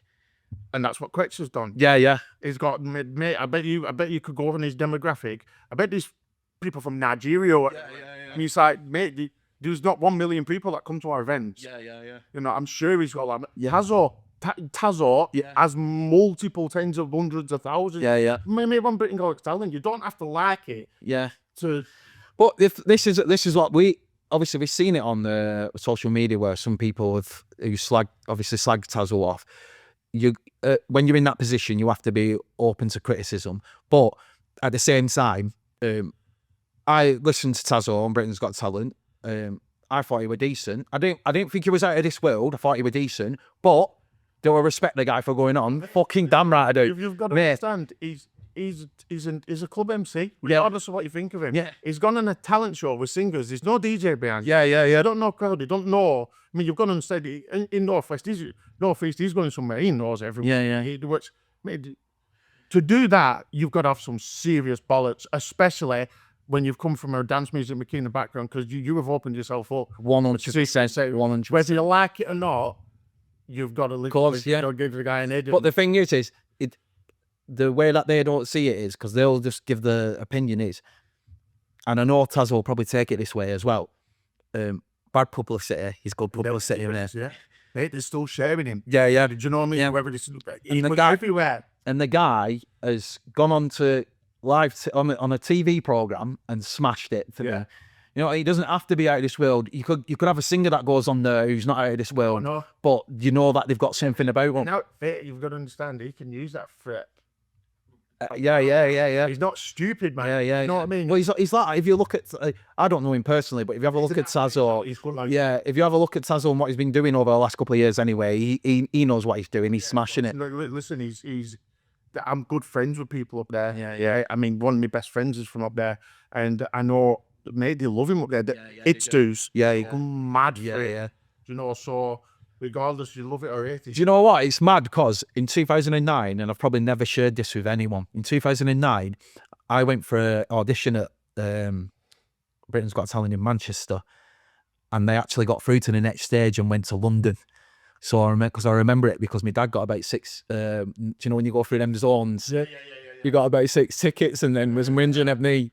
But unfortunately, I never went any further. So it does, and the one in Manchester is not that bad because you go into a room, there's multiple people. Yeah. But the one in London, mate, it was nerve-wracking. I walked in, there was about 15 people in there. You're in a room, and it's just like, I know that you've got to do even more than that because obviously you're in front of a crowd on a live performance. But because you've got it in the back of your head, I want to get to the next stage. And I thought I did all right, but obviously I wasn't doing what they. I know it wasn't MCing or anything. It was just rapping and singing. Do you know what I mean? Oh, mate, listen, but you can turn back. You can see you've done it. Yeah. And it's like whatever. I had a good day out with my dad in London, and he got. And I remember it like yesterday because he did nothing but whinge for him for 2 weeks because he got all these no drive-through zones in London. There are yellow lines, green zones. Anyway, yeah. They've sung me a few times. So, because we were talking about brands, You've been around for a long time, mate. Yeah. Do you want to rhyme off? Well, say off some of the brands that you've actually. Well, what? Let's start with the ones that are not around anymore. The ones that are not around anymore, but you've had a dealing with. Oh, God. I don't think there's much I haven't worked for. I'll be honest with you, I couldn't even answer that question. There's. All right, answer the question. Which are the favourite? What? Like, not the favourite, but Monroe's. Monroe's Yeah. is my everything. Right. It's the reason, as much as the hardcore thing and that was everything. You listen to some of the stuff, and I still play, and it's what they used to play. Monroe's for me is Right. the That's your favourite. and end of Right. And he says, I still listen to that shit every day. Right. Yeah, Monroe's is the boy. But as much as round ours, no one knew what Century were. I'd never heard of F-Easy until 2005. Right. That's how mad they were, but we all, and you probably went into Monroe's from around there. No, I weren't. And that's mates. Yeah. Different areas. And I didn't know anything, but that's Monroe's for me. I knew about it, but it weren't something it was what, back then, because I was so young, it was whatever I could get hold of. It was on, when I first started, it was on tapes. Tapes and CDs, I used to buy the odd Zone ones, but I can't stand Italian, mate. I hate Italian. Do you not like it? No. I can't stand the stuff. So that sort of stuff I went into, but Monroe's used to play all this Dutchy stuff, which I still play now. All 5-1 used to play all this mad Dutchy stuff, and it's like, that's when I into, not knocking Italians. Yeah. At all, but that's what I get into. But like Monroe's and the all 5-1, I still listen to that stuff now. Trying to think, I don't care what anyone says. Everyone has had a peer CD. Yeah. A single. Yeah, of course. Yeah, it's hard. Yeah, I was gonna. Yeah. Anyone slim pair. Yeah. 100%. 100%. But from my age, whatever you had. Yeah. LCD. I used to blast them in the car, me. Yeah. This one's heat. Driving around in my Saxo. Driving around in my Saxo VTS. It blasting it. I'd say peer as well, to be fair. Yeah. And Maxine's, but Maxine's was along the Monroe's people like PJ and then the rhythm and all that sort of stuff. So I like follow on from that, but I'd say peer, Maxine's, and definitely Monroe's all day long. The quick would. Do you know like? No, me and Farrell have had this, but we're an argument about this. We clash quite often with this, boss. It's that's and I get why people like the quick, but it's a similar sort of thing to Monroe's, isn't it? But so I think it is all where you've grown up from and stuff, and that was it for me. So who's some of the? We'll go back to the brand thing in a minute, because what I want to do is I want to speak about the brands that you're involved with now, like Sanctuary and Sopranos. Yeah. Who's some of the people that you've worked with? Who's some of the best people you've worked with, like DJ MC wise? Like, you don't have to name every single person, but some of the favourite people you've worked with. Farrell is by far the best MC I've ever worked with. You've noticed me, I always say stuff and I'll always give you a nod. Yeah. Farrell, I don't have to say nothing. Yeah. Mate, the man's a champion. There's a reason he's still on these stages. He is by far the best MC I've worked with. DJ wise, John is probably the one person I'll get put with a lot. Guest Day, another. I love playing with Pete. Right. The best sets I've done in the past 6 years have been the 3 I've played with Pete these past few years. I don't know why, but they have been really good. I saw Pete Daly, Semper, my man Pinky from Burnley. Who else? Ari was another one I used to enjoy working with. Cover, Fincher, Archie, mate. I used to love working with her. I've already said loads about Archie on episode 1. He doesn't need any motivation. He's Archie was one of the people I used to actually look forward to seeing, and I used to purposely look forward to seeing him. And Layback. Yeah. I've listened to Layback. Layback is one of the most underrated MC. Mate, he is. He does get a mention every now and again, and everyone's saying he's like unshut. Mate, you listen. Farrell sent me a new clip of his. Yeah. And he's done a house CD. Right. I'll send it to you, mate. Right. Is it sick? Oh, yeah. I can't reveal too much, but Layback will be coming. There's something happening in Bolton soon, and Layback's going to be a part of it. I'll definitely rock. So, but you're going to be a part of it as well. So, I didn't know it. Yeah. So, going on to, let me just circle back round. Farrell, I've know we spoke about him earlier on. You know what it is with Farrell as well is that no matter what CD or tape or digital music he's on, his voice is so unique. And, you know, it's him straight away. You know, when I first got into MCing and stuff, I used to listen a lot to gangster rap. You know, like you do. And I love old school. Yeah. So NWA. So one person that everyone that I liked because of his voice was Eazy-E.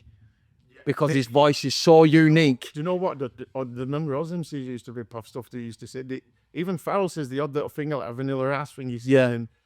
Yeah, I agree with you. He does have that really old. Yeah, he's got like. He's a timeless. He sounds timeless. Yeah, so if I said to you, like, there's a blank CD. Well, there's a CD. It's got nothing on it.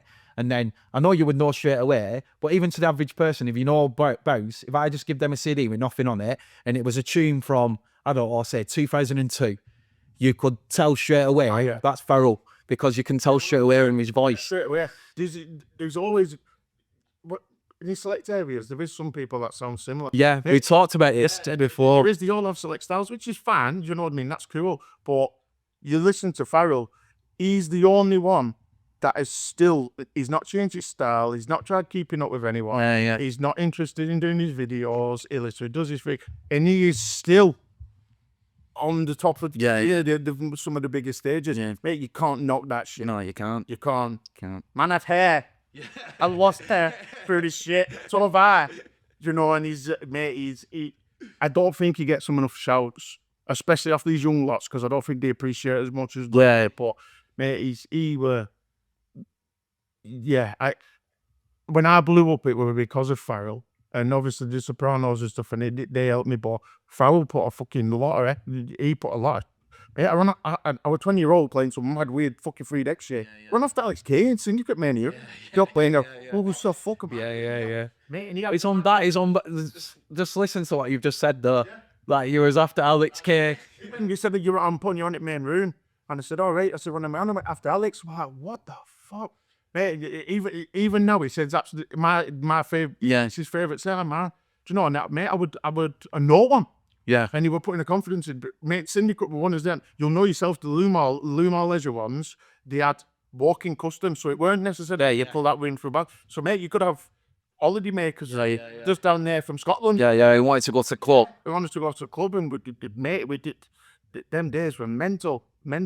And he at one stage, he did shake up a lot of times, and he kept me around constantly. Yeah. And I'll be honest with you, I don't think I'd be what I am today if it weren't for Farrell. I've always said that. Yeah. And obviously, Cheese has done just as much as Rin as well, because I can't do this online shit. Yeah. And Cheese has done videos for me, so that's been essential to me. So let's move on to that then.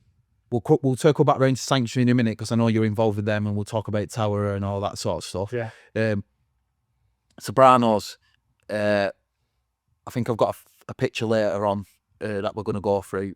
You've been on I was going through your Facebook because I needed to get some pictures of. Looking wow. But I know that you've been. I think the one that I seen was 2019. You was a resident for Sopranos. I've been with Sopranos since day one. Right. We used to do the Sopranos was it was a CD on a Thursday. Right. And I did the first few, and I've been on since. I've been doing it longer than Cheese has. Yeah. You know, because obviously Cheese had his little hiatus or whatever, but I've been doing it longer than every single one of them there. So, like, as much as I said, it's stuff it's close to my heart. Yeah. You know, and I've had an hand deal with it, and you know, I feel like I'm just as much as involved in it as Scott is. Yeah. And you know, whoever else is, I feel like I'm just as important as they are. So, and I feel like that with Sanctuary as well. You know, Farrell puts me on all the time. He don't even ask me, and I'm always on. Puts me on all best sets and stuff. You know, he's these people. Mate, they rely on you. Yeah. I think they give me them those sets. Mate, they put all their you know, their confidence in. Yeah. So that's like, and that's what.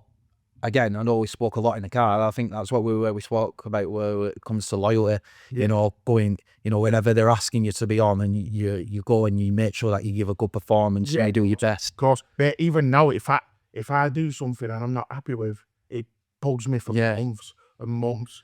And they make you can't go out live and be on form 100%. No, every time. Man, hey, there's that many factors into going to it, and there's sound system shit, and there's blah blah. I've had too much to drink or whatever. That is an excuse, and you can't be on form all the time. But it does, because of people are recording now and stuff like that. You seem to think because it's not perfect, like you would in your bedroom. Yeah, everyone's shit. Yeah, no, I think again, I'm glad that you brought that up because sometimes this happens live, and you're doing it live. And they seem to forget you're doing it live, so there's no second chance. There's any fans of you done a club where there's a delay. Yeah. Do you know? You mate, you're a second behind. Mate, I've got a bad memory. Like I've always had a bad memory. Just sometimes I go into a club, I can remember every single lyric. I go into a club, say the first lyric, and my head flatlines. Do you know what I mean? It's that's just being a human being. You know, there's so much going into live, and mate, people peck about it, and it's mate, going into a club is completely different than going in sitting in your bedroom, and even taking it from the bedroom, say if you went in a studio, is completely different scenario to being on a stage in front of 50 people, never mind 1,000 people. It's completely different. Yeah, because mate, I think 1,000 people is easier than 50. Yeah, because if you can get them on board, majority of the time, all of them will be on board. Yeah. And you know, it's funny you say that because when I first ever started with Corruption, and I always bring these up because obviously that's why I relate. When I first started Corruption, I did the opening set, which at first everyone thinks that, oh, you're only doing opening set, but then Jonesy and Duffy opened me up to this, and they're like, well, you're doing the opening set when no one's drunk, no one's like that. The warm-up set is a lost art. Yeah. The most important sets of the night. It starts everything off from what that night progresses. Yeah. If you start off a set and what's 155, they're playing stuff that should be played at 12 o'clock. By 12 o'clock, no one gives a shit. Yeah. It's out to fuck. Yeah. It's all gone, you know, and you can tell. Yeah, so when that first set there, well, they used to have a set where they didn't have any MCs, and then me and I'd be on, or Bozzy would be on, or whatever, we'd both be on. And that first set there, I can safely say I learned more in that first set than I've ever learned before, because what I needed to do is when I first went in and I first started MCing, I had it in a mindset of I need to get as many lyrics out as possible. No, completely wrong. So what I did is, I did what you said that you did obviously early on in the conversation. I studied, I looked at all the best hosts, I looked at people like FEZ, Cover, people like that, and then I thought, right, this is what I need to implement into what I'm doing. So what I went into the mindset of is, I need to entertain them, but not say as much. No. Less. So, yeah. Less is more. Like I've said to in car, you know, also like on breakdowns and stuff, just saying nothing is saying a lot. Yeah. Especially to a live crowd, it is completely different. But even now, because I know what Corruption want, even when the breakdown finish and the kicking kicks in, if you listen to the last couple of events I've done, majority of the time, I'll let it completely kick in. Yeah. And then I'll come in halfway through and maybe chuck a 4-bar in, because I don't want it to be that every single drop is me just, you know, spitting on it. It doesn't need it. And the crowd, at the end of the day, and this is what I think is another lost art as well, especially with the new generation, as an MC, your job is to complement the music. Yeah. It's not to overtake it. No, you are not the spectacle. Yeah. You're there to literally to complement what I'm doing. Yeah. Not that sounds, but that is But that's your job. That's a master of the certain. Yeah. I've been it since day one about happy hardcore, everything. Yeah. You're there to literally be that extra body to get people. You're not there to literally spit a load of rhymes and people just talk about Sunday dinner because they had a fucking clue what you're talking about. Like literally, that's what you're there for. You're literally to get them hyped up. You get them singing. You get them to do what this one. You get them chanting. You get them do all that screaming, shouting, blah blah blah, saying my name, Sindoni, whatever else his name and whatever. That's what. Yeah, that's what the argument I have with people. This is your job, and I think, do you know what it is? And obviously, me thinking now. I think because MCs now, right, they put content out. Now your content has to be interesting, so that's where you have to put your lyrics in. You've got minutes to be as interesting as humanly possible. So, but you can't. You've then got to think that your content is just showcasing what you can do. Yeah. Once you're on that stage, depending on what stage you're on, So most of the time, most of the brands want host. Yeah. Sopranos completely different because the Sopranos. There's still though Sopranos 051 were different than the Sopranos. Yeah, I agree. It all does matter where you are as well. Yeah. You know, just mate, there's been Sopranos where they were all, Warehouse 1 where mate they all went for that, but we do one like saying 051, mate, you can't do that. 05. Yeah, I agree. I agree. There'll be different places. You know, if a corruption did, you know, like a Pure and then did some Ballers, it's completely Yeah. They have completely different factors of Yeah. Like mate, look at what the MCs do at Pier. Yeah. Completely different sort of venues. But when you're putting, I think what people get confused with is that when you're putting when you're putting content out and you get a good reaction off it, don't take it into your head that that's what everyone wants. It's not.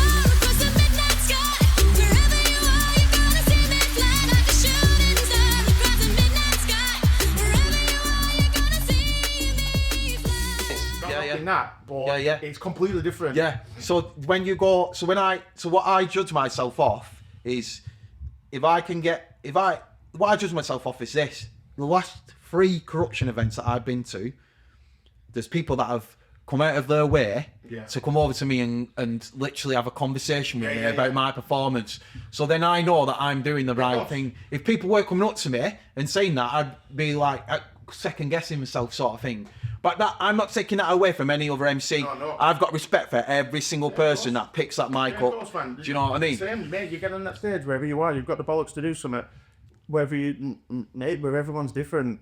Yeah. No, just if that's what you want to do, that's what you want to do. So I don't like people calling people shit and stuff. No, I don't. I don't agree with it at all. You know, and it doesn't sit well with me. And we are all different, but you're right. It's like these people. I guarantee the people that pulled you up in the nightclub aren't the ones that commented on your video. Yeah. That's exactly. So there you go. Yeah. So that's, and you've got to. It could happen the other way around as well. You need to have good positive aspects or good feedback from both scenarios. Don't think because you're getting brilliant feedback on your content that you're going to be shit hot in a club.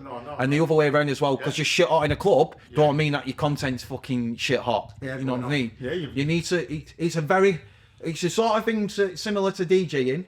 You've got to be an individual and stand outside the box. I mean, then you've got to go. Like whether you're on First or whether you go places, mate, there's completely different crowds. Yeah. I can't go and play something I played here in the place I'm playing in town, like in Birmingham Town Centre. Yeah. Everyone's going to walk out and think I'm a fucking lunatic. Yeah. So mate, I've got to do everything. Yeah. Whereas you've got to do everything. It is different for an MC now because they weren't that factor before with videos. Yeah. So you've got to. Yeah. It's a completely fucking mad thing now. Yeah. It's the DJing thing is still kind of kept the same, but the MCing thing, it's massive. Yeah, you've got to. It's a very tricky slope to navigate, but there's a lot of MCs that do it very well. There's a lot of MCs that aren't quite getting both ends of it. But that's the way of growing. I'm the same. I'm not going to sit here and say, "Oh, I've smashed it." I'm not. Every gig that I do, I learn something. Yeah, but mate, I still do. So everything's a learning experience. Sometimes there's some gigs where mate, there's something right there, and I've learned off it. But you know, every gig completely different. Yeah, mate. Even if it's at the same club, it's completely different. There's all different sort of factors in. There might be different crowds in. It can't be. Everything's different. Yeah. I've done a sanctuary where I'm only using sanctuary as an example where I've been able to go full on up front, bang, bang, bang, and I've done a sanctuary where I've had to graft my arse off because they're just different people there. Yeah. That's what you're not getting that reaction. No, and mate, you've got to. And I might not have enjoyed the set as other, but mate, I'm not there to play just a lot of banging shit. I'm there to keep people on. Yeah, of course. Yeah, that's your job, innit? Yeah. So that's where it's coming from, and I do think it is a bit lost with these videos and stuff like that because, but also people aren't getting the experience with all these little venues anymore. And No, stuff. yeah. So I think there's that. I think that's why we talked about with Jonesy on the first episode, like little clubs like Underground and stuff, where they're giving them younger lads and the people coming through the opportunities. Yeah, of course. That's where you have to wear your It's a trade. nice little haven. That Scott, as much as you know, some nights not be as busy as other, but Scott's giving a hell of a lot of kids down there. Yeah. There's a lot. That experience. Yeah, that experience where he's got. I mean, I think what was we mentioned him, Lewis. Yeah. Lewis Newton. Yeah, Lewis Newton's gone in there and made a decent name for himself. Not by anything else, just because he's gone down there and he's fucking grafted, and he's actually gone down there and made an half decent name of himself. Yeah. And now he's doing bits with everybody else. Yeah. And that's because, you know, Scott's opening these doors for a lot of people. Whether you agree with some of the stuff he says or not, he's still opening his doors for people that he's old school, he's Scott. So he still has that mentality, and he opens his doors for all these kids, these people to come in and literally have free reign of it. Yeah. Which is fair play, man. He's got to. I think a lot of them that he has down there will probably be people that are sitting here when I'm gone, dumb and rock somewhere. Yeah. You know, so he's he does do a lot for him, but there's not much for anyone anymore, is there? No, there's not. Unfortunately, there's just not them places. No. So before we finish up and get on to the last bit, talk about some of the. Obviously, I know that you've been on SOPs for a long time. You've been on Sanctuary for a long time. What are some of your favourite events that you've done? I would with Fluids as well for a long time. Oh, Fluids as well, yeah. There were a Fluids beach party. I remember that. I've done that many. They were the first time I did Syndicate. I remember there were a lot of the mode ones that we used to do with Sopranos regularly. I do have a lot of my memories of going to Doncaster with cheeses and stuff. Not necessarily the best nights, but the most memories I have. I mean, what we're going up to Sunderland for the first time, playing in Newcastle, going to Spain. Did you go to Spain? Oh, yeah, I didn't scam now. I played in a Spanish club. Right. We got no fucker spoke English, man. They were dancing around with mullets and everything. No fucker. They didn't understand a word I said. In Spanish mountains. Fucking unbelievable. Playing the most fucking wild shit you've ever heard. It was crazy. It's just mean. Yeah, so, you know, when there's stuff like that. And I can still remember the odd night from when I was 16 in Club 53.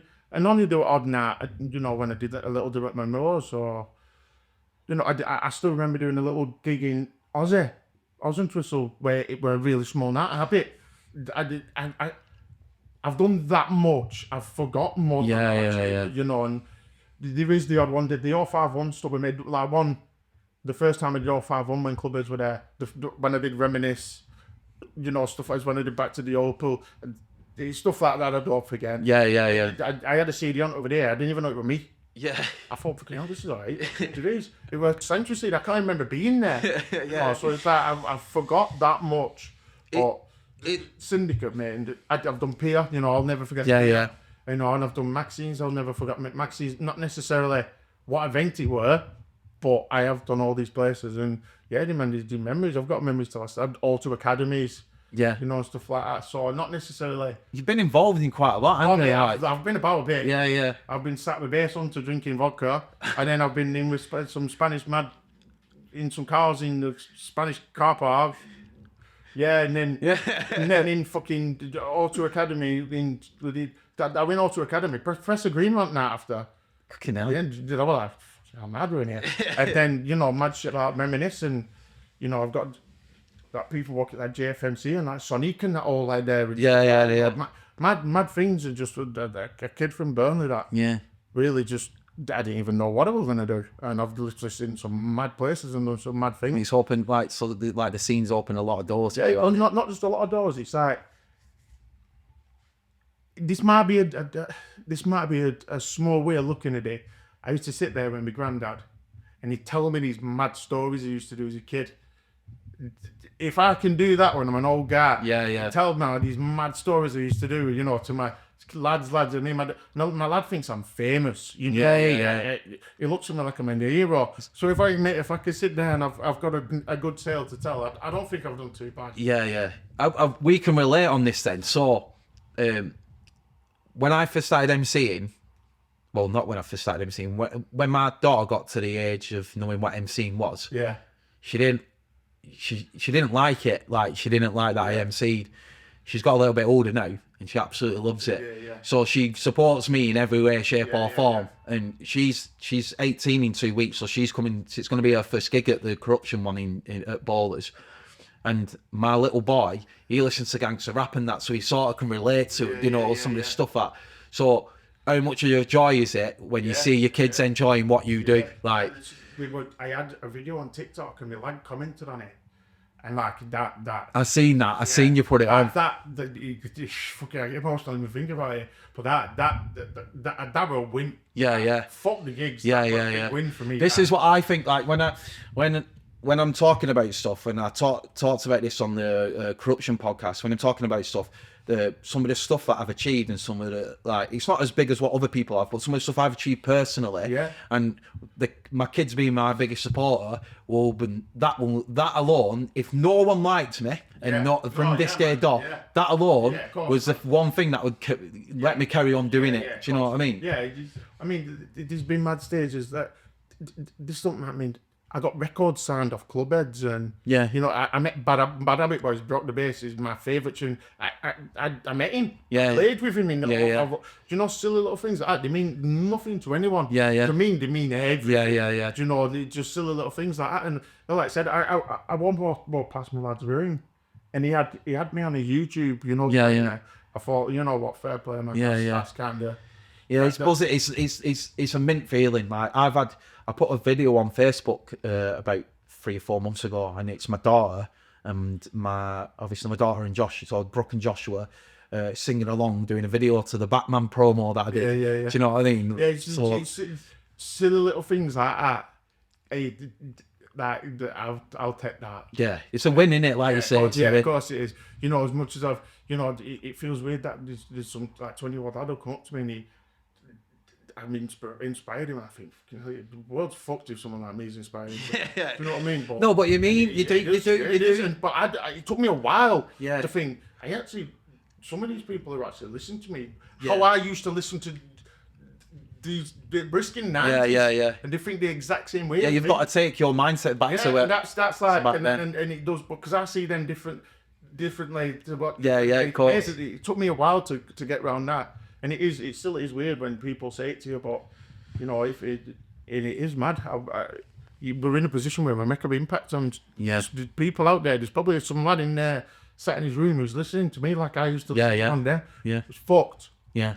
And he's escapes listening to one of my mixes, or one of fucking you, or one of Jordan's, or one of fucking Farrell's, or whatever. 100%, mate, because music does a lot for people. It's a mad thing when you really think about it. So, it's my first ever gig that I did. So this is the first ever gig that I did.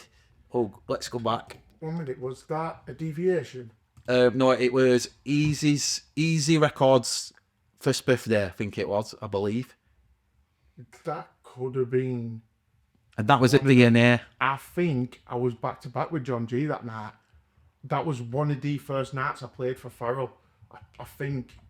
So this was, obviously we were talking afterwards, we spoke about this before. I didn't realise until I was going through all... Yeah. Because I kept this on a USB.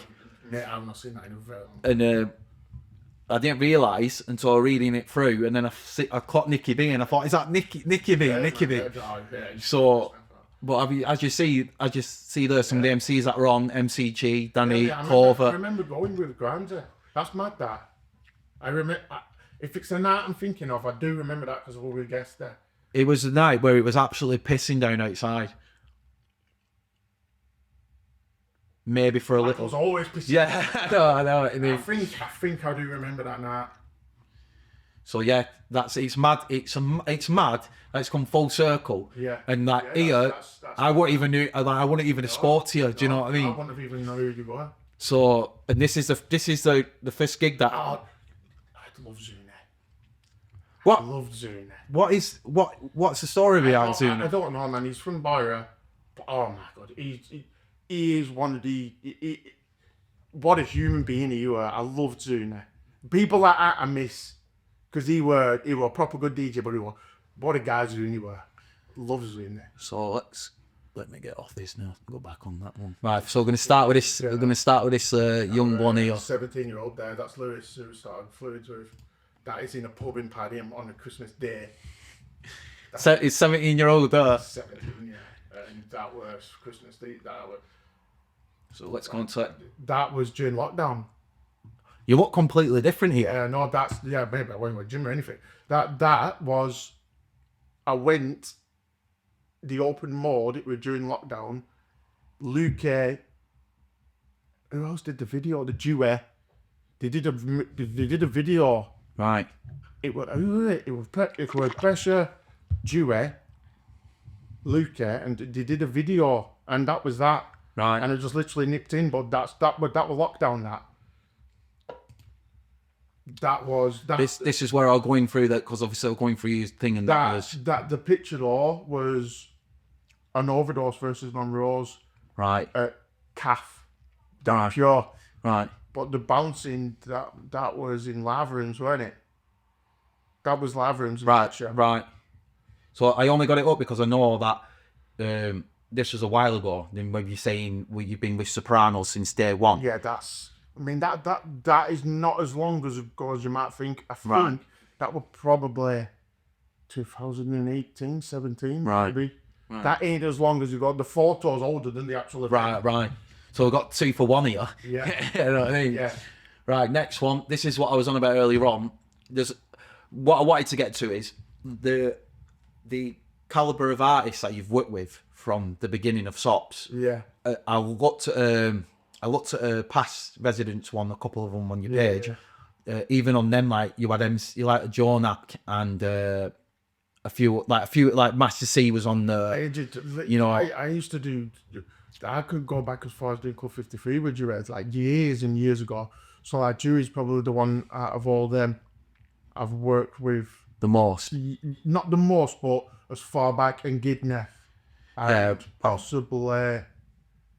Yeah, I think that's Dewey definitely, because he used to do like back. Yeah. Way back when. Yeah. So when we were talking about MCs earlier on, like the top of the table sort of thing. Master C's one I forgot. He's one that's well up there as well. Yeah, Master C, mate, should he doing stuff from the Rose, man? He's. MCB's though that we spoke about before. Race, obviously, he's the name says for himself. He's back in the day. Like Bugsy, I used to do a Amenity with Bugsy. Yeah, Bugsy's quality. He's a good lad as well. Roach. Yeah, I've spoke about him enough. Yeah, he was doing stuff around Burley and stuff because he used to do Tower Bar and stuff. So I was doing stuff like for the early. Yeah, his credits and seam Roach. He's like the paint. Yeah. Carpet. Do you know what I mean? Yeah. Been there for that long. Obviously, there's a few other names in here. Viper, Cole Zipper, I say. These are the guys that we were speaking about earlier on for the new residence team. And then you've got some of the DJs. We'll speak about Cheese later on. Yeah. Because there's something obviously I want to bring up. John, obviously, one who's been with. John's one of my closest friends. He was way before Cheese was on the anywhere to be seen. I was working with John. Same with Siddy. Siddy is the biggest waste of talent on any of this. He's a waste of talent. He's fucking unbelievable. Pete Monsoon, he's top 5. Yeah. And then you've got obviously Fixie, Carl, who's been making a bit of noise. Carl, do you know what? Carl's first ever set live was with me. Right. In Fluids Bar. He was 16. Right. And he was about that big. Right. And I completely forgot, and he pulled it up. So like Carl, I've actually did Carl's first set with him in a club. Right. So that's how long I've been Carl. I've played with Carl in 051. Right. I did the first 051 with Carl. Right. But that's the only time I've ever worked with Carl. But I think Pete Monsoon, I went back to back with him at Reminisce Festival. Yeah, I've met Pete. I've only met Pete once, mate, and he was very, very, very polite. You know what I mean? He's a top boy. And I've met Fitzy and Rossi Bean through Corruption. I first played with Fitzy when they brought that Join Me out. Mate, they were around Blackburn. Yeah. Year, you know? I remember back when I first ever started and everything was on vinyl. Fitzy and Rossi Bean. They were playing like pubs and that. Like, Blackburn way before all that vinyl shits and that. So I wanted to bring this up because this is this kitchen sessions is one of the ones that like that. This was like big, like smashed it like big numbers. Yeah, he's not daft as cheese. Yeah. And he knows he's very good at dropping stuff at certain amount. You know, when times like this is at a time when no one would do, but you couldn't go out. Yeah. And we just give someone some things at the right time with the right people. You've got a caliber of that. Yeah. That right there. I mean, it's exclude me and whoever, but me, you pressure Jordan. Yeah. Vapid me. Yeah. It talks for itself, doesn't it? And we're in a kitchen. Yeah. In a kitchen. It talks for itself. I brought this one up because obviously John was on it, and he's someone I know that you were close to. That's little coach there. I taught him how to DJ. He used to do Centra. No. Used to do everything back in there, but he's a good friend of mine, was Corsa, and he grew up in, and he don't do music anymore, but yeah, he would do, mate, we were thick as thieves, me and Corsa. We were everywhere together. We used to do all record shops together. We used to do everything together, like all the shit from Spain, and we do an handful of us, but yeah, that didn't look coach. So earlier on when Nicki said, oh yeah, we did start this with her, obviously the proof's there. And the last one, obviously I'm going to bring this up. Nicki's done a showcast for us today, which will be released over the next couple of weeks. I'm really looking forward to it. I sat there and listened to the mix. It was absolutely quality. A dead mixture of things up and down. It was quality. I can't wait to get it released. I asked a couple of people to put some good words together for you, like I do on every single podcast. This is going to be quite long, this one, because the other ones are like a paragraph. The 3 people that have sent me these have sent me full-on books. Right. So the first person I asked was someone that we spoke about in the car, and that was Ryan Philbin. Where do I begin? First and foremost, he's a wonderful human being. He's had his moments in life where he would go berserk over nothing, but always turned it back around to become a fantastic man that he is. He's a statement for how a man should be. Unbelievable father who does his best for his children. That speaks volumes to me. Always there when you need him. Always checks in when he can. Always compliments people when it matters the most. So now regarding his DJ side, things that he does is unfathomable. How much he's stable with himself in the bounce music on the decks, his style has been emulated by many DJs, including myself. From the minute I first heard who he was, when I first cottoned onto him when I was 18 years old on the sound mixes and Frequency Volume 22. I think it was Volume 22 anyway. Since then, I've become friends with him, played many gigs with him, learnt from him. He's always had time to come up to me and shoot the shit at events. I remember Warehouse One in Blackburn around 2012. I came onto the scene for a bit and went to an event in there and was a little bit anxious. I remember barely knowing anyone from the area. He instantly knew who I was and came up to me and said hello. This was the era when he was built like a slivery Rizzo. That's how long I've known him. It's the little moments like this in the scene that I don't forget. One of the true goals in bounce music, I only wish that I did more back-to-backs with him over the years. I fucking hate them, so that speaks volumes. I love you, pal. You're a good dude. I'll see you down the road at some point, no doubt. And that's Philbin. The next person I asked was Fiddy. So Fiddy's put, Nick, besides Farrell, he was the first person that gave me time when I first put my foot in the door back into the bounce scene. Took time out of his day to advise, chat and make contacts. A lot of my first events were down to Nick's recommendations to people. I don't really need to speak about his skills behind the decks. There's echelons of content that does it for me.